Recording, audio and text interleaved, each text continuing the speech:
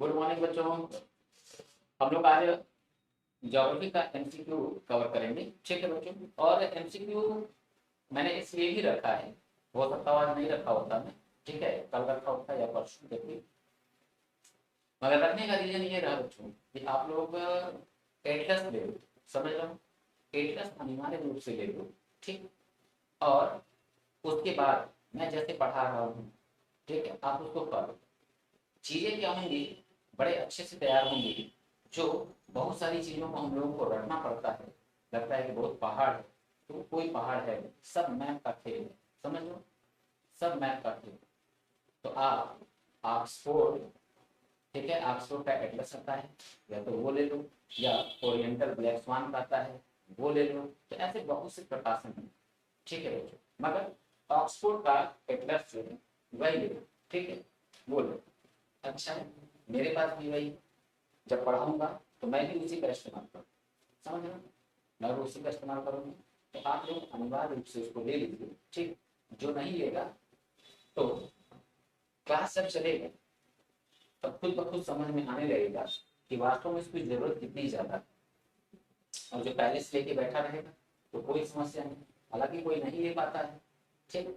तो ये नहीं कि ना ले, ठीक है, अगले दिन ले लेना, क्यों, क्योंकि वीडियो तो रिकॉर्डेड फॉर्म में है ही, ठीक। और जब क्लास स्टार्ट करूंगा तो फिर करना क्या, एटलस लेके बैठे रहना और उसमें देख लेना क्या मैं बता रहा हूँ, क्या कह रहा हूँ करने की, समझ लो। तो ये बात, तो हम लोग इसीलिए मैं आज क्लास में स्टार्ट किया हूँ, मैंने ज्योग्राफी का एमसीक्यू स्टार्ट किया, ठीक है। और मैंने इसका चैप्टर पहले ही बता दिया था, कल मैंने चैप्टर बता दिया था, अक्षांश रेखांकन, सौरमंडल और वायुमंडल, ये 3 चैप्टर का आज एमसीक्यू होगा, समझ लो। करीब करीब 62 क्वेश्चंस आज हैं, ठीक। तो हम लोग बच्चों आते हैं क्वेश्चंस में, ठीक है। ज्योग्राफी पार्ट 1 सामने है हमारे पहला क्वेश्चन। चंद्रमा पृथ्वी का एक चक्कर पूरा करने के साथ ही साथ अपनी धुरी पर, धुरी मतलब क्या, यानी उसका एक्सिस, तो अपने एक्सिस पे भी क्या, बाबू वाला क्वेश्चन है, समझ लो। तो अपने एक्सिस पे एक चक्कर पूरा करता है, ठीक। तो यहाँ बस दे रखा है ऑप्शन, ठीक, कितना चक्कर, आंसर क्या हो गया, आंसर हो गया हमारा यहाँ पे सी। बात क्लियर, ठीक। नेक्स्ट देखते हैं, पृथ्वी के मौसम में सभी परिवर्तन किस कारण से होते हैं, ठीक। ऊंचाई, ज्वार, सूर्य, चंद्र, ठीक। अब यहाँ हम लोग जब क्लास में आगे बढ़ेंगे, क्लास में जब आगे बढ़ेंगे तो ये मौसम संबंधी जो बात है वो हम लोग को और ज्यादा पता चलेगी। फिलहाल के लिए ये समझो कि पृथ्वी के मौसम में सभी परिवर्तन किस कारण से होते हैं। अब ये वायुमंडल का क्वेश्चन बन गया, ठीक। तो वायुमंडल पढ़ाया है, परंतु ये मौसम वाली जो बात है ये अलग चैप्टर में है। तो अब देखो, सूर्य, समझ लो, सूर्य के कारण मौसम में परिवर्तन होते हैं। अच्छा, सूर्य के कारण मौसम में परिवर्तन क्यों होगा, याद रखना होगा बच्चों, मैंने तुम लोग को ये भी पढ़ा दिया है, मोशन ऑफ द अर्थ, ठीक ना, पृथ्वी की गति। तो पृथ्वी की गति में मैंने बताया है कि कि पृथ्वी जब सूर्य के चारों तरफ चक्कर लगाता है, ठीक ना, चक्कर लगाता है, तो उससे ऋतु परिवर्तन होता है। वो वीडियो जाके देखो, ऋतु परिवर्तन होता है, कैसे ठंडी गर्मी बरसात आते हैं, मैंने ये सारी बात बताई थी, ठीक। और तो जब क्यों क्यों हमारे यहाँ ठंडी में वर्षा नहीं होती, ठंडी में वर्षा क्यों नहीं होती, ठंडी वर्षा इसलिए नहीं हो पाएगा क्योंकि वर्षा का स्रोत क्या है, जलवाष्प, और जलवाष्प का स्रोत क्या है, तो समुद्र है। और समुद्र में से जलवाष्प उत्पन्न कब होगा, जब सूर्य जो है उसको अपना प्रकाश डालेगा, ठीक है। तो जब प्रकाश पड़ेगा, सीधी प्रकाश पड़ेगी, तब क्या होगा, तब वेपराइजेशन होगा, और वेपराइजेशन होगा तब क्या होगा, वर्षा होगी, समझ लो। यानी कि मौसम के लिए इसमें महत्वपूर्ण कारण कौन हो गया, सूर्य। तो यही बात पूछना हुआ, समझ लो। आगे देखते हैं, निम्नलिखित में से क्या खगोलीय पिंडों का हिस्सा है, ठीक। अब कह रहा कि खगोलीय पिंडों का हिस्सा है, तो मतलब यहाँ देखो पूर्व मिलान दे दिया है, समझ रहे हो, यहाँ पे ऐसे दे रखा है कि 1 और 2, 1 और 3 लिखा है, 1 2 और 3, केवल 1 और तो ठीक है, केवल एक और तीन, तो ऐसे दे रखा है। अब बच्चों यहाँ देखो बहुत परेशान होने की जरूरत नहीं, ठीक है, बहुत परेशान होने की जरूरत नहीं। मैंने अपनी क्लास में सौरमंडल में ये बात बता रखा है कि आकाश में मौजूद, ठीक है, आकाश में मौजूद ग्रह, तारे, उपग्रह, क्षुद्र ग्रह, समझ लो उल्कापिंड, ये सब क्या है, ये सब आकाशीय पिंड ही कहलाते। तो अब चाहे तारा हो, चाहे ग्रह हो, चाहे उपग्रह, चंद्रमा क्या है उपग्रह, तो ये सब क्या है, ये सब आकाशीय पिंड है, यहाँ तक कि सूर्य भी आकाशीय पिंड है। ठीक, तो अब यानी आंसर तीनों है, तो तीनों आंसर कौन सा दे रहा है, ठीक है। तो हाँ, यहाँ थोड़ा सा ये ए बी, ठीक है, बी बी, ठीक है, सी। तो अभी आप देखो ऑप्शन के अकॉर्डिंग बच्चों, तो यहाँ पे ये हाँ ठीक है, दूसरा दूसरा और ये थोड़ा सा टाइपिंग मिस्टेक है, ठीक है, चलो वैसे भी आंसर तो है नहीं, तो हमारा आंसर क्या हो गया, पहला, दूसरा और तीसरा, समझ लो। चलिए, तो ये इतनी बात क्लियर। अच्छा आगे बढ़े। निम्नलिखित में किसने ब्रह्मांड की विस्तार की अवधारणा की खोज की, यानी कि ब्रह्मांड का हमारे विस्तार होता है, ये बात किसने बताई। तो मैंने बच्चों इस बात का भी आंसर दिया, ठीक। तो अब इसका आंसर क्या होगा, तो अब इसका आंसर बहुत समस्यात्मक नहीं प्रश्न है, एक बेसिक सा डेटा है, और वो क्या है, एडविन हबल, ठीक है। तो एडविन हबल जो है, इन्होंने बताया था क्या, कि ब्रह्मांड का आज भी विस्तार, कैसे बताया था, दो आकाशगंगाओं के बीच की दूरी बढ़ गई, इस वजह से उन्होंने क्या बताया कि यानी कि ब्रह्मांड का विस्तार आज भी जारी। तो जो बिग बैंग हुआ था 13.7 अरब वर्ष पूर्व, ठीक है, 13.7 अरब वर्ष पूर्व, वो बिग बैंग में ब्रह्मांड का विस्तार हुआ। तो ये एक्सपेंशन जो है ये आज भी जारी है, आज भी कंटिन्यू, ठीक है।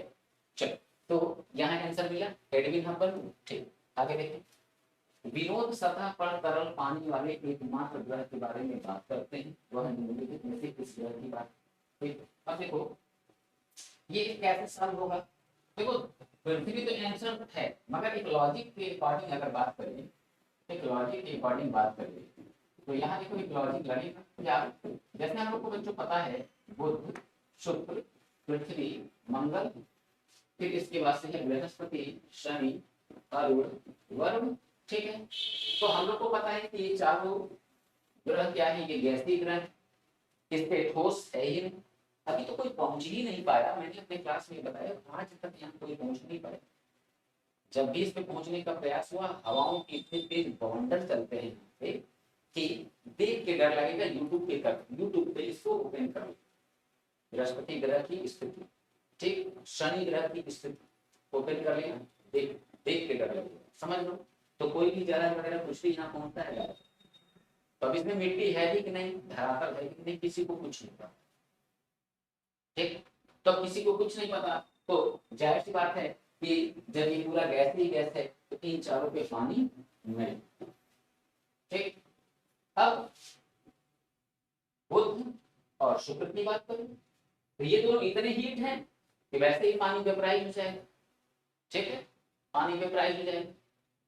तो यहाँ तो वायुमंडल ही नहीं है, वैसे ही पानी की संभावना खत्म, यहाँ पे है टेम्परेचर इतना ज्यादा, वेपराइज हो जाएगा, मौजूद ही नहीं रह सकता है पानी। क्या जल के लिए आदमी पानी भी मिल सकता है, मुश्किल नहीं। बात है पृथ्वी की, तो पृथ्वी पे पानी है। मंगल, अब मंगल पे देखो अभियान भेजा जाता है, तो ये करंट से थोड़ा जोड़ लो कि मंगल पे क्या है, अभियान भेजे जाते हैं, तो क्या वैज्ञानिक बताते हैं कि पानी के साक्ष्य, ठीक है, पानी के साक्ष्य मिलने की संभावना है, या पानी मिल सकता है, या पानी यहाँ पे पहले था, तो ये भी नहीं, ये भी नहीं हो, ये भी नहीं बचा कौन, पृथ्वी। सौरमंडल के किस ग्रह को पृथ्वी का जुड़वा ग्रह, ठीक है, जुड़वा ग्रह या पृथ्वी की बहन भी कहते हैं, किसको कहते हैं, तो शुक्र को कहते हैं, यानी वीनस को कहते हैं। बात क्लियर है बच्चों यहाँ तक, ठीक। चलो आगे चलते हैं। निम्नलिखित में से किसे ग्रह नहीं माना जाता है, अच्छा चलो देखते हैं। बृहस्पति तो है, मंगल भी है, शनि भी है, प्लूटो नहीं है, तो प्लूटो क्यों नहीं है, याद करने की जरूरत है, क्या बात याद करने की जरूरत है सर। 2006 में चेक गणराज्य की राजधानी प्राग में अंतरराष्ट्रीय खगोलीय संघ की बैठक हुई। उस बैठक में ग्रहों की परिभाषा निर्मित की गई कि ग्रह होगा कौन। ठीक है, तो उसमें ग्रहों की परिभाषा जब निर्मित हुई, क्या बातें निकल के सामने आई, 3 बातें महत्वपूर्ण। पहली बात कि किसी भी अन्य ग्रह की कक्षा का, ठीक है, अतिक्रमण ना करता हूँ। वरुण की कक्षा का अतिक्रमण प्लूटो कर रहा था। इसकी आकृति यानी इसका आकार आवश्यकता से अधिक छोटा ना, छोटा है, ठीक है। गुरुत्वाकर्षण बल कम ना हो, ठीक है, गुरुत्वाकर्षण बल भी बेहद कम। तो इस वजह से क्या हुआ, प्लूटो ग्रहों की श्रेणी से बाहर हो गया और ये कहाँ चला गया, ये ड्वार्फ प्लेनेट में चला गया, यानी कौन ग्रह में चला गया। तो ग्रह की बात करें तो ग्रह कौन नहीं है, प्लूटो नहीं, ठीक है, प्लूटो नहीं, ठीक है। निम्नलिखित में से कौन शनि का सबसे बड़ा उपग्रह, ठीक, शनि का सबसे बड़ा उपग्रह, तो शनि का सबसे बड़ा उपग्रह कौन है बच्चों, टाइटन है। अच्छा, याद करना होगा तुम लोगों को मैंने बताया था कि टाइटन शनि का उपग्रह है और प्लस ऐसे ही एक उपग्रह और हम लोग को मिलता है जिसपे यहाँ बस ऐसे लग गया, तो ट्राइटन। और ट्राइटन जो है किसका है, ये वरुण का उपग्रह है, यानी नेपच्यून का उपग्रह है। थोड़ा सा यहाँ सतर्क रहना, ठीक है। तो टाइटन शनि का उपग्रह है और ये पूरे सौरमंडल का दूसरा दूसरा सबसे बड़ा क्या है, दूसरा सबसे बड़ा उपग्रह, ठीक है, दूसरा सबसे बड़ा उपग्रह। तो सर पहला कौन होगा, तो याद करो पहला कौन, ठीक, तो पहला बृहस्पति पे, इतना तो याद आना चाहिए, ठीक है, इतना तो याद आना चाहिए कि भाई बृहस्पति पे है तो कौन है, ठीक। तो बताया हुआ है मैं, गैनीमीड, गैनीमीड जो है ये पूरे सौरमंडल का सबसे बड़ा। तो फिर ये भी मैंने बताया था कि छोटा कौन, छोटा कौन है, छोटा मैंने बताया था बच्चों, मंगल पे 2 उपग्रह है, फोबोस डीमोस। तो फोबोस और डीमोस में कौन है, तो डीमोस, ठीक है, डीमोस ये क्या सबसे छोटा उपग्रह पूरे सौरमंडल। चलो आगे चलते हैं। निम्नलिखित में से कौन सा गौण ग्रह मुख्य क्षुद्र ग्रह बेल्ट में स्थित, ठीक। अब मुख्य क्षुद्र ग्रह बेल्ट जो है उसमें स्थित, ठीक। तो अब देखो इसका आंसर बच्चों क्या है, ये मैंने तुम लोगों को नहीं बताया, सेरेस, ठीक ना, सेरेस लिखा मिलेगा कहीं पे, यही सीरस भी लिखा मिलेगा, कोई बहुत समस्या नहीं, ठीक है, बात इसी की हो रही। तो सेरेस जो है ये क्षुद्र ग्रह बेल्ट जो है उसमें, जैसे हम लोगों ने देखा था सन और फिर बुध शुक्र पृथ्वी मंगल, और ये देखो एस्ट्रॉयड बेल्ट, ठीक ना, एस्ट्रॉयड बेल्ट हम लोगों ने बनाया था, ठीक है। तो यही एस्ट्रॉयड बेल्ट जो है इसी को हम कहते हैं क्षुद्र ग्रह पट्टी, ठीक है। तो क्षुद्र ग्रह बेल्ट जो है इसमें, क्षुद्र ग्रह बेल्ट इसमें स्थित है, ठीक, कौन सा गौण ग्रह, ठीक है, तो सेरेस। तो सेरेस कहाँ पे स्थित है, तो क्षुद्र ग्रह बेल्ट में, ठीक है, ये बात ध्यान में रखने की जरूरत, ठीक है। चलो आगे चलते हैं। निम्नलिखित में कौन सा सौरमंडल का सबसे हवादार ग्रह, ठीक है, हवादार, ये प्रश्न बच्चों नया होगा सबके लिए, ठीक है। हवादार ग्रह, तो सबसे ज्यादा हवाएं जिस ग्रह पे चलती है, ठीक है, वो कौन है, सौरमंडल का सबसे अंतिम ग्रह। सबसे अंतिम ग्रह कौन है, वरुण है, तो ऑप्शन में होना चाहिए, ठीक है। हाँ चलिए इंग्लिश में ले रखा है, ठीक है, इसीलिए मैंने इंग्लिश वाला वर्जन भी बोला था याद रखना, ठीक है। और ये टोटल प्रीवियस ईयर के क्वेश्चन पेपर, समझ लो, प्रीवियस ईयर के क्वेश्चन पेपर। तो अरुण वरुण यानी नेपच्यून, ठीक, तो आंसर हमारा क्या हुआ, नेपच्यून। नेपच्यून पे सबसे ज्यादा तीव्र हवाएं चलेगी, ठीक है। बिग बैंग सिद्धांत का वर्णन करती है, अच्छा बिग बैंग सिद्धांत का किस चीज का वर्णन करती है, बिग बैंग सिद्धांत, तो आसान सी बात है, बिग बैंग सिद्धांत किसका वर्णन करेगा, बहुत कंफ्यूज होने की जरूरत नहीं है, आसान सा आंसर है ब्रह्मांड की उत्पत्ति। क्या बताया था मैंने, 13.7 अरब वर्ष पूर्व ब्रह्मांड एक छोटे से बिंदु में समाहित था, और इसमें तापमान, दबाव, घनत्व, गुरुत्वाकर्षण बल अनंत इनफाइनाइट। अब इनफाइनाइट जो है टेम्परेचर, इनफाइनाइट ग्रेविटी, तो इससे क्या हुआ, अब इसमें विस्फोट, और वो विस्फोट क्या कहलाया, महाविस्फोट, क्या बिग बैंग। ठीक, बिग बैंग। और इस बिग बैंग सिद्धांत के जन्मदाता कौन थे, तो मैंने बताया था बच्चों, जॉर्ज लेमेंटिव। जॉर्ज लेमेंटिव। ठीक, बिग बैंग सिद्धांत की पुष्टि किसने किया था, तो मैंने ये भी बताया, रॉबर्ट वेगनर।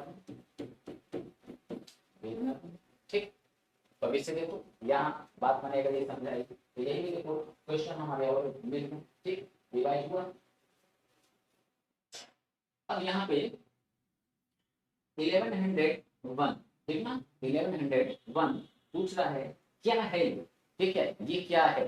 तो अब ये क्वेश्चन बच्चों अब सबके लिए नया होगा, ठीक है, नया होगा। तो ये क्या है, तो इसमें कोई दिमाग लगाने वाली बात नहीं, बस एक इंफॉर्मेशन की आवश्यकता है, और इंफॉर्मेशन ये है आकाश। ये गैलेक्सी का नाम, आकाश गंगा का नाम। जैसे हम लोगों की गैलेक्सी का नाम क्या है, हम लोगों की गैलेक्सी का नाम है मंदाकिनी। ठीक है, हम लोगों की गैलेक्सी का नाम क्या है, मंदाकिनी। ठीक, और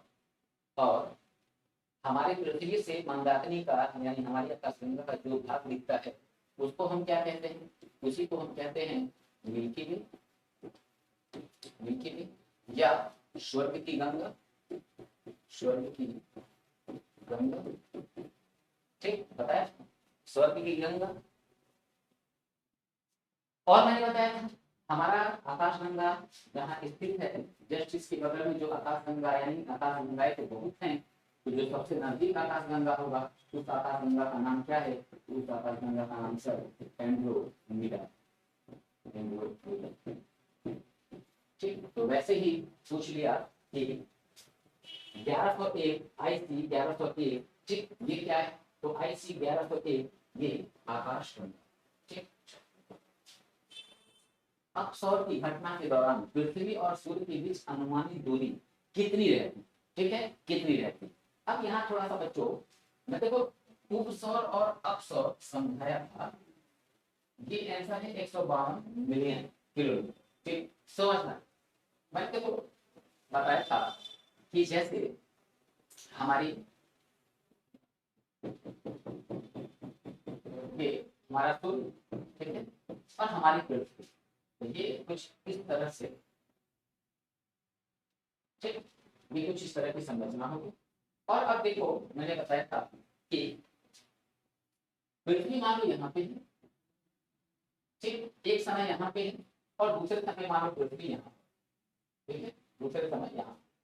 तो अब देखो पृथ्वी यहाँ पे सूर्य से नजदीक हो गया, तो सूर्य का चक्कर पृथ्वी लगा रहा है, तो जो पृथ्वी चक्कर लगा रहा है सूर्य का, वो अंडाकार मार्ग पर लगा रहा है। ठीक, तो ये जो अंडाकार मार्ग है तो अंडे का शेप देखा होगा कैसे होता है, आगे इंटीरियर पीछे जो है मोटा, तो ऐसे ही कुछ आकृति होती है, ठीक ना। तो अंडाकार मार्ग पर क्या कर रहा है, चक्कर लगा रहा है। तो अब समझना ये जो चक्कर लगा रहा है तो यहाँ सबसे नजदीक ये पहुंचता है, और ये स्थिति जो होती है सबसे दूर होती है। तो परिपथ कुछ इसी टाइप का है, ये जाएगा ऐसे और यहाँ से आता है, तो ये क्या हो गया दूर, ये हो गया नजदीक। तो ये जो नजदीक है इसको हम क्या बोलते हैं, इसको हम कहते हैं उपसौर। ठीक है, उपसौर, ठीक है, यानी कि पेरिहीलियम। और ये क्या है, अपसौर, दूर है, अपसौर एफिलियम, एफिलियम।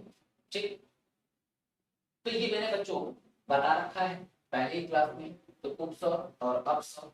तो अब यहाँ ये जो डिस्टेंस है, ठीक है, ये जो डिस्टेंस है, इस डिस्टेंस में ये वाला डिस्टेंस पूछना, ठीक है, कि अपसौर की घटना के दौरान पृथ्वी और सूर्य के बीच की अनुमानित दूरी कितनी है। ठीक, तो 152 मिलियन किलोमीटर। ठीक है, चलो आगे चलते हैं। कौन सा ग्रह सल्फ्यूरिक अम्ल की सफेद और पीले बादलों की मोटी परत से बना, ठीक है, पीले बादलों की मोटी परत से बना।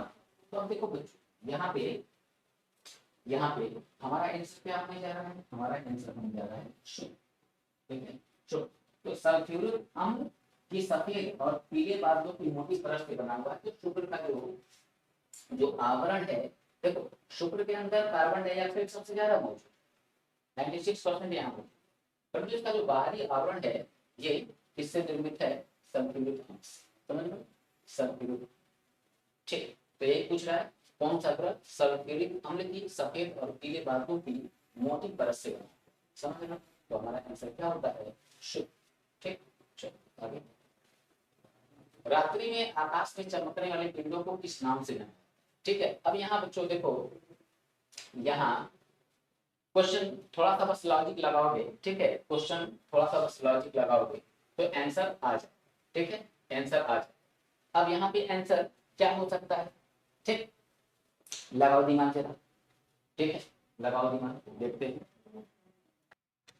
ठीक है। चलो, तो अब देखो इसको, ये मैं थोड़ा देर पहले बच्चों में लगभग इसका आंसर दे चुका हूँ, बस कनेक्ट करने की जरूरत है। मैं देखो अक्सर बोलता रहता हूँ, ऑफलाइन की क्लास में भी बोलता रहता हूँ कि कंपटीशन के रूल ये होते हैं ना, कंपटीशन के रूल ये होते हैं कि आप 6 चीजें पढ़ो और इससे आंसर जो है 6 पढ़ के चीजों को कनेक्ट करके आंसर निकालो, कम से कम जो है 8, ठीक है, 8, तब कंपटीशन में मजा आता है। वरना कंडीशन आज की ये है कंपटीशन में कि 6 बच्चे 6 पॉइंट्स पर से अगर पढ़े हुए हैं तो वो 6 तो 6 से 8 10 तो छोड़ो, वो 6 ही मिलते हैं, समझ लो। तो ये सुधारने की जरूरत है।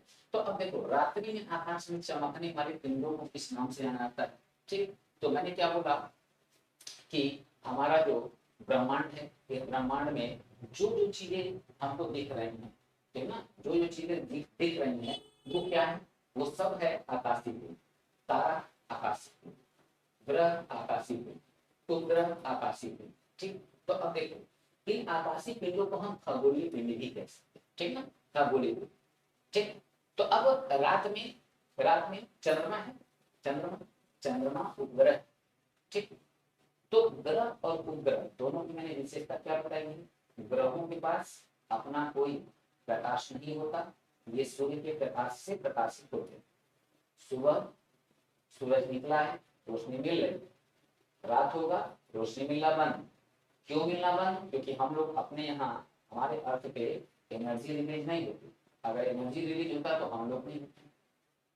तो किससे हमको एनर्जी मिल रही है, सूर्य से मिल रहा है, प्रकाश किससे मिल रहा है, सूर्य से मिल रहा है। तो चंद्रमा जो है उसको भी मिलेगा, ठीक।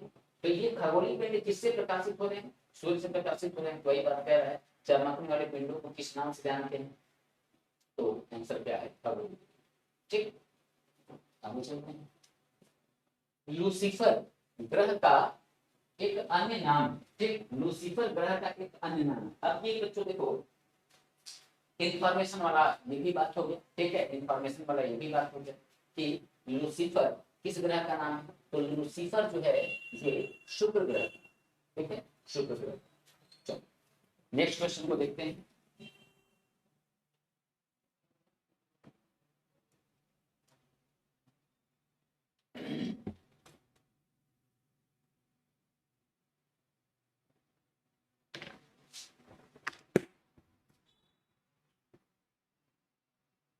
पृथ्वी अपनी ही दूरी पर 1 घंटे में कितनी डिग्री घूमती है, ठीक, 1 घंटे में। अच्छा यहाँ थोड़ा सा बच्चों का दिमाग लगाना होगा, आप शांति से अंदर करते चला। देखो मैंने बताया था कि 1 डिग्री पृथ्वी को घूमने में कितना लगता है, 4 मिनट, ठीक, 1 डिग्री घूमने में कितना लगता है, 4 मिनट। तो मान लो अगर ये 60 डिग्री घुमाता, ठीक है, 60 डिग्री घुमाता तो 1 डिग्री में 4 मिनट, तो 60 गुणे 4, ठीक है, 240 मिनट, ठीक है, 240 मिनट, ठीक है। तो अब इसको अगर हम देखें तो हाँ यहाँ पे थोड़ा सा मैथ गड़बड़ हो रहा है, ठीक है, 1 डिग्री में 4 मिनट हो रहा है, ठीक है, 1 डिग्री में 4 मिनट, तो 1 घंटा में कितना डिग्री घूमेगा, ठीक है, तो हमको घंटे में इसको चेंज करना है, ठीक है, घंटे में चेंज करना है। तो याद करो बच्चों क्लास में ही मैंने बताया था कि 1 डिग्री बराबर 4 मिनट, तो 50 डिग्री बराबर, अब इसको गुणा करो, ये सब नहीं करना, बस एक आसान सी बात है क्या, कि 1 डिग्री में 4 मिनट, तो 15 डिग्री में, तो 15 डिग्री में 15 × 4 यानी कि 60 मिनट। 60 मिनट यानी 1 घंटा। 1 घंटा, ठीक। तो अब क्या बोला है, 1 घंटे में कितने डिग्री घूमेगी, तो सिंपल बात 15 डिग्री तो है ऑप्शन में, बिल्कुल 15 डिग्री, ठीक। क्लियर है बात। आगे चलते हैं। निम्नलिखित में से कौन पृथ्वी का सबसे बाहरी ठोस हिस्सा, तो ठोस हिस्सा कौन है, तो कोई समस्या नहीं है। कोर, मेंटल और ब्रश, ठीक है। चैप्टर ये पृथ्वी की आंतरिक संरचना चैप्टर है, इसको पढ़ो, ठीक। तो यहाँ हमारा आंसर क्या होगा, ब्रश। तो देखते हैं ऑप्शन में, बिल्कुल है ब्रश, ठीक है। तो ब्रश होगा, ठीक। चलो आगे देखते हैं। निम्नलिखित में से किसे भूकंपों के अध्ययन के रूप में जाना, ठीक है। भूकंपों के अध्ययन के रूप में जाना, ठीक। तो अब देखो भूकंपों के अध्ययन के रूप में किसे आता है, किसे जाना जाता है, तो सिस्मोलॉजी पढ़ा चुका हूँ, ठीक है। सिस्मोलॉजी कभी बताया है, दे दिया क्वेश्चन इसमें मैंने। निम्नलिखित में से कौन एक जोवियन ग्रह नहीं, ठीक है, जोवियन ग्रह नहीं। अच्छा, जोवियन ग्रह नहीं। अब देखो बच्चों, ये एसएससी सीपीओ, ठीक है, 2019 मॉर्निंग का, समझ लो मॉर्निंग। यहाँ पे मैंने देखो क्या बोला, मैंने बोला है कि ये सब प्रीवियस क्वेश्चन पेपर देखो सामने है, लिखा हुआ, चेक कर लो, गूगल कर लो, ठीक है, गूगल कर लो। तो जोवियन ग्रह कौन है, तो मैंने बताया था बृहस्पति जी, ठीक है, शनि, अरुण, वरुण, ये सब जोवियन ग्रह है, ठीक है। जोवियन मतलब जुपिटर जैसे ग्रह। तो बृहस्पति, शनि, अरुण, वरुण, अब तो बृहस्पति है, शनि भी है, यूरेनस यानी अरुण, ठीक। तो मंगल क्या है, आंतरिक ग्रह या पार्थिव ग्रह। तो यहाँ कौन होगा आंसर, तो यहाँ हमारा आंसर हो जाएगा मंगल, ठीक है। तो कौन जोवियन ग्रह नहीं है, मंगल। आगे देखते हैं।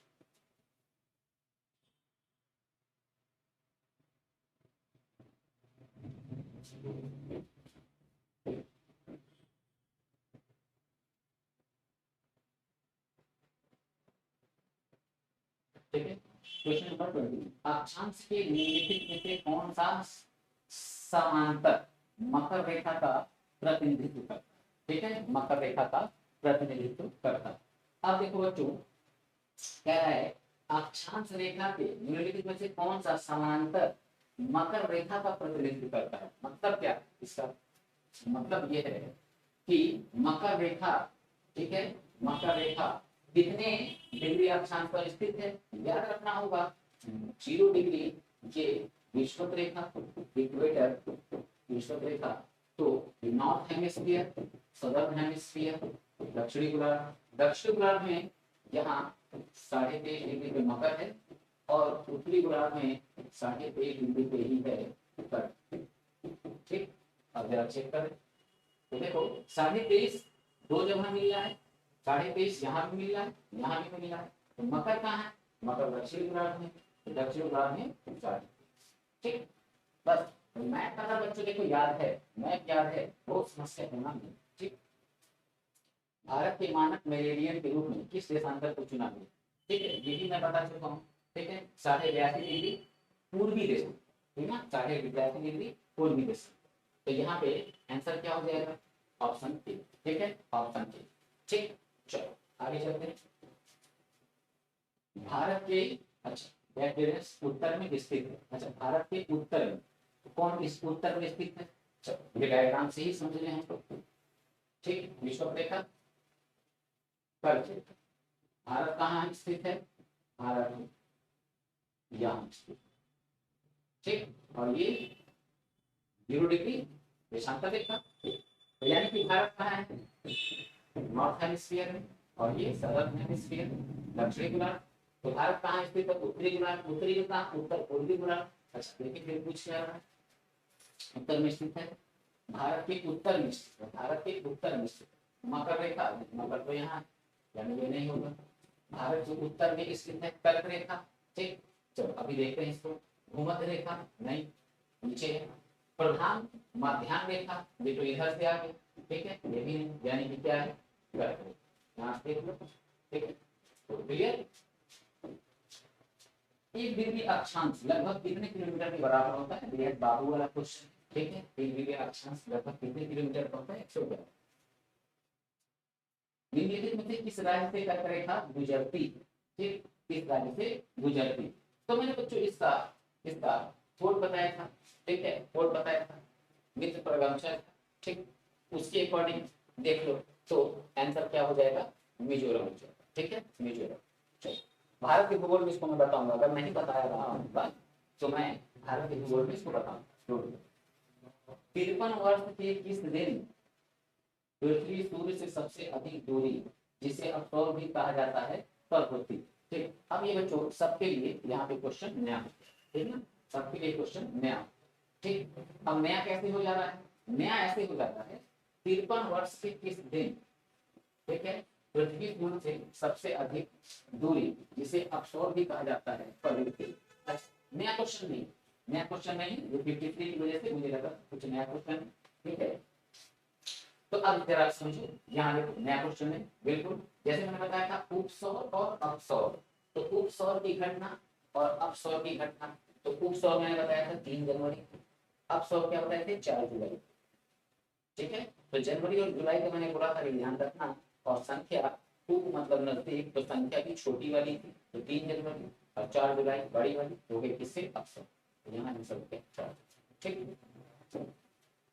अच्छा अब देखिए, भूमध्य रेखा से ध्रुवों तक सभी समानांतर वृत्त, ठीक है, किस रूप में जाना जाता है, ठीक, आसान सा बात है, अक्षांश के समानांतर, तो भूमध्य रेखा के समानांतर सभी वृत्तों को ये भूमध्य रेखा, तो वैसे चले जाओ तो ये सब क्या है, अक्षांशीय रेखा ही तो है, ठीक है, जो कि 90 ऊपर और 90 दक्षिणी गोलार्ध, तो टोटल कितनी हो गई, टोटल हो गई 181, बताया था मैंने, ठीक। यहाँ पे बिंदु का रूप धारण कर लेता है, वास्तविक पूछेगा तो 2 माइनस कर देते हैं, 179 हो जाता है, ठीक है, वैसे मैं इसके बारे में बता चुका हूँ, ठीक। चलो आगे चलते हैं, संपूर्ण पृथ्वी पर कब दिन और रात बराबर होते हैं, ये भी सब बहुत कठिन क्वेश्चन नहीं आ रहा है। देखो मैंने बताया था कि पृथ्वी पर जब सूर्य विषुवत रेखा पर लंबवत चमकता है, ठीक है, तो सूर्य का प्रकाश जो है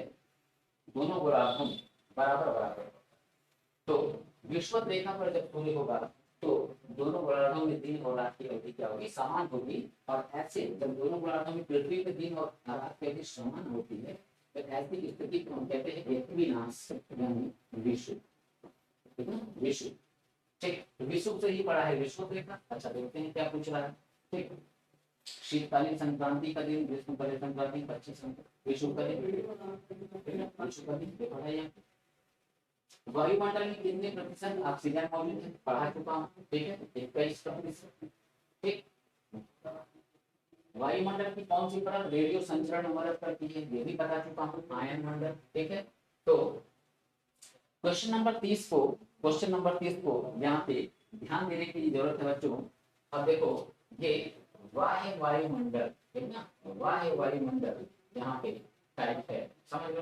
तो मध्य मंडल नहीं चमकता, समताप मंडल नहीं, मतलब यहाँ से रिफ्लेक्ट नहीं होता। बहिर्मंडल, ठीक है, बहिर्मंडल, ठीक, बहिर्मंडल यहाँ से नहीं होता। अभी देखो बाह्य वायुमंडल, बाह्य वायुमंडल, तो बाह्य वायुमंडल जो है यहाँ पे आंसर होगा। अच्छा बाह्य वायुमंडल कैसे हुआ, देखो ये मैंने ऐसे डायग्राम बनाया था, जब क्षोभ मंडल, समताप मंडल, मध्य मंडल, ठीक है, क्षोभ मंडल, समताप मंडल, मध्य मंडल, आयन मंडल, और फिर मैंने यहाँ बताया था वायुमंडल। तो वाह्य वायुमंडल, तो ये यहाँ से जो शुरुआत हो रहा है, समझ लो, वाह्य ये वायुमंडल का जो बहिर्मंडल है, ठीक है, जो शुरुआत हो रहा है, इसके रूप में आंसर को मान रहा है, ठीक है। तो यहाँ पे आंसर क्या मानना है, बाह्य वायुमंडल। और अगर ये शब्द यूज नहीं होता और दिया होता साफ साफ आयन मंडल, तो यही हमारा क्या हो जाता है, यही होता, ठीक है। चलो आगे चलते हैं। निम्नलिखित में से कौन सी गैस पृथ्वी की सतह को सूर्य से आने वाले पराबैंगनी विकिरणों से बचाती है, ओजोन बचाता है, ठीक है। चलो कोई कठिन क्वेश्चन नहीं था। पृथ्वी के वायुमंडल में किन दो गैसों का प्रतिशत सबसे ज्यादा है, तो नाइट्रोजन और ऑक्सीजन, नाइट्रोजन और ऑक्सीजन, ठीक है, 78-21। मेसोपॉज के ऊपर स्थित है, और यह एक ऐसा क्षेत्र है जहाँ ऊंचाई के तापमान बढ़ता है, ठीक। अब मेसोपॉज, अब देखो मेसोपॉज, अब देखो यहाँ फिर ये बनाना पड़ेगा। मैंने बताया था ये क्षोभ मंडल, समताप मंडल, मध्य मंडल, आयन मंडल, वायु, ठीक है। डायग्राम जाके देखना, क्षोभ मंडल के बाद समताप मंडल, ठीक। और यहाँ क्या कह रहा है, मेसोपाज। तो मेसोपाज कौन होगा, मेसोपाज। तो ये समताप मंडल के ऊपर वाला, देखो यहाँ पे ये वाला जो पार्ट है बच्चों, ठीक है, ट्रोपोस्फीयर, इसको क्या कहते हैं, इसको कहते हैं ट्रोपोपाज, ठीक। ये स्ट्रेटोस्फीयर, तो ये वाला पार्ट जो है ये क्या हो गया, स्ट्रेटोपाज, स्ट्रेटोपाज।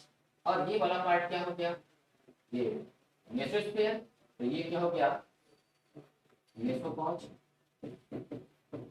मेसोपॉज, ठीक। और यहाँ वाला ये वाला एरिया, ठीक, ये आयन मंडल, ठीक है। तो आयनोपाज, अब देखो क्या कह रहा है कि मेसोपाज के ऊपर स्थित है कौन सा मंडल, मेसोपाज के ऊपर स्थित। तो जाहिर सी बात है मेसोपाज के ऊपर हो गया आयन मंडल, ठीक। तो अब देखें आयन मंडल किसमें है, तो वही आयन मंडल का नाम बच्चों क्या बताया, वाय, ठीक है, वाय, वायुमंडल, ठीक है। यहाँ पे टाइपिंग मिस्टेक, वायुमंडल, यानी कि ये क्या है, आयन, आयन मंडल, आयन मंडल, इसको वायुमंडल भी बोलते हैं। तो हमारा आंसर हो गया, ठीक। इस बात को ध्यान में रखो। आगे पृथ्वी के वायुमंडल में आर्गन का लगभग कितना प्रतिशत योगदान है, सब बताया, ठीक ना, सब बताया है कि आर्गन 0.93 बताया, ठीक है, 0.93 बताया। तो 0.93 अगर मैंने बताया है तो इसका मतलब क्या हो गया, ओवरऑल में अगर हम इसको देख ले तो 1 हो गया कि नहीं हो गया, यहाँ ऑप्शन दिया 1%। वायुमंडल की कौन सी परत उल्कापिंडों के जलने का अनुभव कर सकती है, ठीक। कोई कठिन क्वेश्चन नहीं है, ये भी मैंने बता दिया है, ठीक है। वायुमंडल की कौन सी परत उल्कापिंडों के जलने का अनुभव कर सकती है, ठीक है। देखो देखो यहाँ पे बच्चों, यहाँ पे अगर ऑप्शन में मध्य मंडल, अगर ऑप्शन में बच्चों मध्य मंडल होता तो ये भी का आंसर होता, आंसर होता। परंतु मध्य मंडल ऑप्शन में नहीं है, उल्कापिंडों के जलने की घटना जो है, ठीक है, कहाँ शुरू हो जाती है, मध्य मंडल में। मगर हम लोग जो उसको देख पाते, समझ लो ना, उसको जो महसूस कर पाते, हाँ ये उल्कापिंड जल रहा है, और जब जलते हुए हम लोग को दिखता है तो हम लोग क्या बोलते हैं कि टूटा हुआ तारा, ठीक है। यही उल्कापिंड जब जलेगा, जल जाता है, तो जल के खत्म हो जाता है, तो कहते हैं उल्काश प्लस टूटता हुआ तारा। तो दिख गया हमको तो कहते हैं टूटता हुआ तारा, ठीक है। तो अब यहाँ पे आंसर क्या है, तो ट्रोपोस्फियर है, क्षोभ मंडल, ठीक है। कंफ्यूजन होगा कमेंट में बोल देना, अगली क्लास में समझो। एक प्राकृतिक रूप से होने वाली परिघटना है जो पृथ्वी की सतह और वायुमंडल के गर्म होने के लिए जिम्मेदार, ठीक है, ठीक। तो अब यहाँ कह रहा है कि प्राकृतिक रूप से होने वाली परिघटना जो पृथ्वी की सतह और वायुमंडल के गर्म होने के लिए जिम्मेदार, ठीक है, गर्म होने के लिए जिम्मेदार। तो अब यहाँ पे आंसर बच्चों क्या होने जा रहा है, अब यहाँ पे आंसर होने जा रहा है green house gas, green house gas, ठीक है। तो ग्रीन हाउस गैसें जो होती है जैसे CFC, क्लोरोफ्लोरोकार्बन, अब ये क्या, ये पृथ्वी के वायुमंडल का टेम्परेचर बढ़ा रहा है, समझ लो। इसीलिए तो अक्सर बातें होती है कि फ्रिज एसी का प्रयोग जो है कम किया जाए, वायुमंडल में जो धुएं देने वाली गाड़ी है उन पे रोक लगाई जाए, CNG का प्रचालन इसीलिए इसी वजह से हुआ है। इलेक्ट्रिकल व्हीकल जो है इसी वजह से आई है कि ये जो वैश्विक तापन यानी हरित गृह प्रभाव यानी ग्रीन हाउस, समझ लो, ठीक है, ये क्या होता हूँ, ठीक है। इसी वजह से जो है जून की स्थिति देखो इस बार हालत खराब हो सकती है गर्मी से, ठीक। हमारे वायुमंडल की सबसे ऊपरी परत है यह तापमंडल से 10,000 किलोमीटर तक, ठीक है। तो सबसे बाहरी परत कौन होगा, कोई इसमें कठिनाई वाला बात है ही नहीं बच्चों, समझे। तो सिंपल आंसर क्या हो गया, वायुमंडल, ठीक ना, एक्सोस्फीयर। किस बल के कारण गतिशील पिंड उत्तरी गोलार्ध में दाहिनी तरफ और दक्षिण गोलार्ध में बाईं तरफ नहीं जाता, ठीक है। तो ये बच्चों कोरियालिस बल है, मैं इसको किस दिन समझाऊंगा कि कोरियालिस बल क्या होता है, ठीक है। कोरियालिस बल क्या होता है, ध्रुव पे इसका क्या प्रभाव है, ध्रुव पर क्या प्रभाव है, और इक्वेटर पे इसका विषुवत रेखा पे क्या प्रभाव है, इसको मैं समझाऊंगा आगे, इसकी जरूरत पड़ेगी पावर वगैरह पढ़ेंगे वहां पर। मानसून शब्द किससे उत्पन्न हुआ, तो अरबी शब्द है, अरबी शब्द है, ठीक है, अरबी शब्द मानसून, मौसम से बना है मानसून, ठीक है। मौसिन से बना है मानसून को, मौसिन अरबी में मानसून को क्या बोलते हैं, मौसिन, उसी मौसिन से उत्पत्ति हुआ है मानसून, ठीक है। निम्नलिखित में कौन सी वायुमंडल की सबसे निचली परत है, पिछोपमंडल है, तो इसलिए आसान क्वेश्चन। निक्स ओलंपिया, निक्स ओलंपिया पर्वत किस जिला पर स्थित है, बता बच्चों मैंने, पूरे सौरमंडल का सबसे बड़ा पर्वतमाला है, ये ऊंचा पर्वतमाला 25 किलोमीटर, तो मंगल पे। सूर्य के चारों ओर घूमने वाले खगोलीय पिंड क्या कहलाते हैं, तो ग्रह कहलाते हैं, ग्रह कहलाते हैं। किसी ग्रह के चारों ओर परिक्रमा करने वाले छोटे आकाशीय पिंड को क्या कहते हैं, तो किसी ग्रह के चारों ओर परिक्रमा करने वाले छोटे आकाशीय पिंड क्या कहलाते हैं, उपग्रह कहलाते हैं। सिंपल बात है, ये ग्रह है तो ग्रह की परिक्रमा उपग्रह लगा रहा है, ठीक। और ग्रह जो है ये परिक्रमा किसकी लगा रहा है, ये सूर्य की लगा रहा है, समझ लो। तो उपग्रह तो लगा ही रहा साथ में, ठीक है, उपग्रह लगा ही रहा है, और ये उपग्रह सूर्य का भी लगाता है, मगर मेनली किसका लगाएगा, ग्रह, ठीक। तो किसी ग्रह के चारों ओर परिक्रमा करने वाले छोटे आकाशीय पिंड को क्या कहते हैं, ठीक है। तो सॉरी, हाँ, किसी ग्रह के चारों ओर क्या है, तो यहाँ उपग्रह, ठीक है।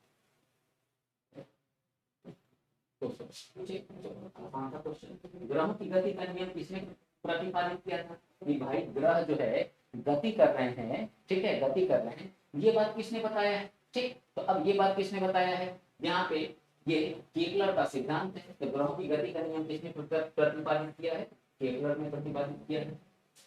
एक देशांतर से दूसरे देशांतर के बीच कितना समय अंतराल होता है, ठीक।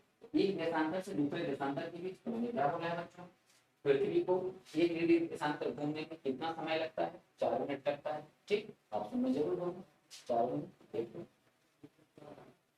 सूर्य से बढ़ती दूरी के अनुसार ग्रहों का निम्न से कौन सा क्रम सही है, ठीक। ये भी तुम लोग अपने मन से बता सकते हो, बुध शुक्र पृथ्वी मंगल, ठीक है, सही, बस सही, बुध शुक्र पृथ्वी मंगल, बृहस्पति शनि और गुरु।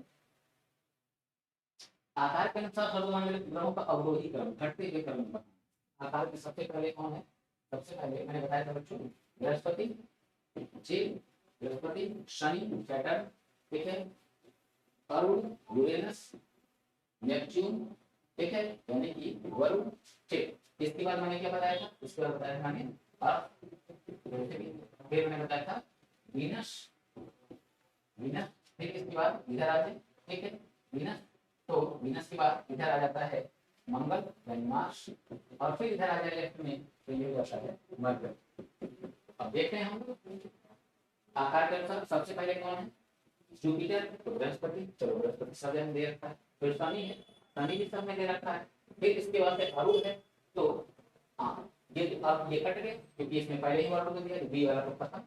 अब अरुण इन तीनों में दे रखा है, ठीक है, चलो अरुण, अरुण के बाद वरुण है, वरुण जो है वरुण, फिर ये तीनों दे रखा है, ठीक। वरुण के बाद पृथ्वी है, फिर देखो पृथ्वी, अब हाँ ये तो कट चुका था, अब देखो यहाँ पृथ्वी वजह से दे दी, ये भी काट दो, अब बचा तो पृथ्वी यहाँ भी दे रखा है। अच्छा पृथ्वी के बाद जो है शुक्र, तो पृथ्वी के बाद शुक्र देखें तो शुक्र, तो ये कट गया, ये कट गया, और यहाँ पृथ्वी के बाद यहाँ बुध दे दिया, मगर यहाँ शुक्र दे रखा है, यानी हमारे आंसर होगा, समझ लो। तो ये एलिमिनेशन मेथड का भी प्रयोग करेंगे, आंसर जो है सारा, ठीक। आगे चलें, सूर्य के चारों ओर चक्कर लगाते ग्रह का वेग, ठीक है। अब यहाँ थोड़ा सा देखना होगा, सूर्य के चारों ओर चक्कर लगाते ग्रहों का, ठीक है, ग्रह का वेग, ठीक, वेग कैसा होता है, उसकी स्थिति कैसी होती है, ठीक है बच्चों, तो उसके कंडीशन की बात किया है, ठीक, स्थिति कैसी है, ठीक। देखो याद रखना जो ग्रह सूर्य के जितना नजदीक, ठीक है, जितना नजदीक, तो उसका क्या है, ठीक है, उसका वेग क्या होगा, उसका वेग हमेशा और हमेशा तेज होगा, ठीक ना, तेज होगा। तो क्या होता है यहाँ पे अधिकतम होता है, ठीक, और नजदीक वाली बात मैंने करी, दूर है तब कहाँ हो पाएगा, नहीं, तो यानी कि ऑप्शन बी। निम्नलिखित में से किन दो ग्रहों को छोड़कर शेष सभी ग्रह सूर्य के चारों ओर तो वामावर्त घूमते हैं, ठीक ना, वामावर्त, ठीक। तो वामावर्त कौन घूमता है, ठीक। तो अब यहाँ पे देखो वामावर्त मतलब जैसे जैसे जैसे ग्रह जो है मतलब एंटी क्लॉकवाइज, ठीक है, एंटी क्लॉक कौन कौन घूम रहा है, 6 ग्रह, क्लॉकवाइज कौन घूम रहा है, क्लॉकवाइज 2 ग्रह घूम रहे हैं, ठीक। तो 2 ग्रह कौन है, तो शुक्र है और अरुण, ठीक ना। ये क्या है, पश्चिम से पूर्व नहीं घूमते, ये किधर से घूमते हैं, पूर्व से पश्चिम। ठीक है, पार्थिव ग्रहों की संख्या 4 है। बाबू वाला क्वेश्चन बताओ, वह अक्षांश रेखा जिस पर सदैव दिन और रात की समान होती है, क्या बात कर, ठीक है, भूमध्य रेखा। ठीक है, ये रिपीट हो गया। निम्नलिखित में कौन सा कथन असत्य है, ठीक है, इस टाइप के क्वेश्चन। ठीक, देशांतर रेखाओं की कुल संख्या 180। ठीक है, अब देखो पहले ही मेरे आंसर, ठीक है, पहले ही आंसर में देशांतर रेखाओं की हम लोग को मालूम है कुल संख्या कितनी है, 360। तो असत्य कथन कौन है, यही सत्य है, सही है। एक डिग्री देशांतर की सर्वाधिक दूरी कहाँ पर होती है, तो जाहिर सी बात है एक डिग्री देशांतर की सर्वाधिक दूरी कहाँ होगी, बना लो, प्रूफ करके देखो। ठीक है, एक डिग्री देशांतर की सर्वाधिक दूरी, तो ये बनाया, अब इधर बनाने की जरूरत नहीं। ठीक है, ये बनाया विषुवत रेखा। ठीक, अब ये अक्षांशीय रेखाएं मैंने बना दी। चलो अब देखो, अब यहाँ से बच्चों देखते चलो, अब ये देखो ध्यान दो अगर, तो ये देखो ये सबसे बड़ा, ठीक है, यानी कि विषुवत के पास तो विषुवत रेखा। ठीक है, एक देशांतर की सर्वाधिक दूरी कहाँ पर होगी, विषुवत रेखा। जो जो ऊपर जाएंगे, ठीक है, दूरी क्या होगी इसकी कम। वायुमंडल में नाइट्रोजन का प्रतिशत, ठीक, क्षोभ मंडल में तापमान की सामान्य ह्रास 1 डिग्री सेल्सियस प्रत्येक दर, यानी कि कह रहा है ये, पढ़े हो बच्चों, देखिए वो नोट्स में है, ठीक, वीडियो में है, कितना ऊपर जाने पे तापमान जो है गिर जाता है, तापमान में कमी आ जाती है। ठीक है, तो 165 मीटर की ऊंचाई पे जाने पे 1 डिग्री सेल्सियस तापमान क्या है, घट जाता है। ऑप्शन में 164, ठीक है, आंसर हो जाएगा। ठीक है, सी आंसर हो जाएगा। ठीक है, तो 165 मीटर की ऊंचाई पे जाने पे 1 डिग्री सेंटीग्रेड तापमान। ठीक, क्षोभ मंडल की धरातल से अधिकतम ऊंचाई, अब क्षोभ मंडल की धरातल से अधिकतम ऊंचाई कितनी है, तो अब यहाँ पे बच्चों अधिकतम पूछा है, एवरेज नहीं पूछा है। ठीक, हमारा आंसर क्या होगा, अधिकतम ऊंचाई 18। कोई डाउट, ठीक है, क्लियर, आगे चलते हैं। किस ऋतु में क्षोभ मंडल की ऊंचाई में वृद्धि हो जाती है, भाई सिंपल बात है, इस ऋतु में क्षोभ मंडल की ऊंचाई में वृद्धि होगा, तो ये मान लो क्षोभ मंडल है, तो जब गर्मी का समय आएगा, गर्मी का जब समय आएगा, तो अब क्या होगा, ये वायुमंडल जो है, वायुमंडल का जो क्षोभ मंडल है, अब ये क्या होगा, ये गर्म का गर्म होके ऊपर उठेगा, तो ये क्या होगा, ये और फैलेगा, ठीक है, फैलेगा। तो गर्मी के समय क्षोभ मंडल की ऊंचाई में वृद्धि हो जाती है, ठंडी में क्या है, घट। ठीक है, ध्रुवों पे क्या है, इसीलिए इसकी मोटाई ध्रुवों पे कम है। ठीक, निम्नलिखित में से किस मंडल को संवहनी मंडल भी कहते हैं, यानी संवहन नाना। ठीक है, तो संवहन मंडल, क्षोभ मंडल। ठीक है, तो आंसर क्या हो गया, क्षोभ मंडल। ठीक, और इसी संवहन मंडल को यानी क्षोभ मंडल को हम और एक नाम देते हैं विक्षोभ मंडल। विक्षोभ मंडल पढ़ाया मैंने, बताया होगा वहां पे। किस वायुमंडलीय परत को मौसमी परिवर्तन की छत के नाम से जाना जाता है, मौसम संबंधी घटना क्षोभ मंडल में। पृथ्वी की सतह से सबसे दूर वातावरणीय परत को क्या कहते हैं, ठीक है, एसएससी 2013 देखो, तो पृथ्वी की सतह से सबसे दूर वातावरणीय परत को क्या कहते हैं, तो यहाँ भी आसान सा क्वेश्चन है बच्चों। ठीक, तो पृथ्वी की सतह से सबसे दूर वातावरणीय परत को क्या बोलते, अब लॉजिक लगा लो, सबसे अंतिम में कौन है, 5 लेयर है, सबसे अंतिम में कौन है, 5वां कौन है, बहिर्मंडल। वायुमंडल में ट्रोपोस्फीयर के ऊपर कौन सी परत पाई जाती है, तो ट्रोपोस्फीयर के ऊपर जो है स्ट्रेटोस्फीयर पाई जाती है, यानी समताप मंडल। क्षोभ मंडल के ऊपर कौन पाया जाता है, समताप मंडल पाई जाती है, तो स्ट्रेटोस्फीयर। बात क्लियर। समताप मंडल को जेट विमानों की उड़ान के लिए आदर्श मानता है, क्यों, अच्छा ये थोड़ा अप्लाइड क्वेश्चन था, अच्छा लगता है। इस परत में उपस्थित ऊर्जा का थोड़ा कम होती है, नहीं, इस परत में तापमान समान रहता है, जो ईंधन की दक्षता के अनुकूल परिस्थिति में थोड़ा सा रोकेगी। यह परत विमान की शत्रु गुणा क्षमता के बाहर हटा। इस परत में बादल का मौसम संबंधी घटनाएं नहीं, ये करेक्ट आंसर होगा। ठीक है, तो इस मंडल में मौसम संबंधी घटना बच्चों क्या है, नहीं।